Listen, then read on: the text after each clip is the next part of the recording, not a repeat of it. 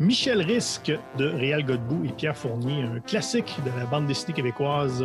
Quand on dit Michel Risque, c'est intimement lié à la mythique revue Croc. On dit héros québécois, mais je pense qu'au cours de l'émission, on va mettre des gros guillemets autour de ce terme-là. Michel Risque, c'est ce qui serait arrivé si Alfred Hitchcock avait réalisé Elvis Gratton. CQFD, comme on dirait dans le jargon. C'est un anti-héros. Pas un anti-héros des années 90 qui gonne tous les méchants, qui a un sou noir avec foule de poches, puis qui a un nom genre Killstorm avec un Y, où est-ce qu'il devrait pas en avoir. On tue les gens quand ça fait plus notre affaire. Hein? Michel Risque serait vraiment l'antitin.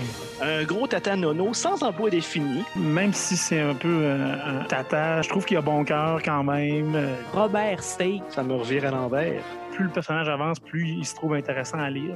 Constant Sorbet, meilleur nom de personnage secondaire de l'histoire de la bande dessinée québécoise. Ça va pas Robert Steak, là, mais bon. Michel Risque va faire un petit coucou dans les pages de Safari, ce qui était pour l'époque à peu près comme Guy Lafleur qui porte le gilet des Nordiques après 14 saisons chez le Canadien, puis une chez les Rangers, mais ça rentre pas vraiment dans la métaphore. Dans Le Savon Maléfique, Michel Risque reçoit des coups de matraque sur la tête. Poc, plap, wap, pouf, Plump. plump. Au gros minimum, 8.5 sur l'échelle molle. Ludgerisk, le spécialiste du deuil. Pauvre petit gars, avec sa petite calotte des Son expos. pinch mou. Il n'y a pas grand diva qui sortent de Saint-Jean-de-Mata. 12 à 1212 ans. Moi, j'ai un gros problème d'algues bleues, puis je suis pas proche du tout d'un lac. J'ai rien ajouté à ça. Bon, ça va encore se finir au dos lise.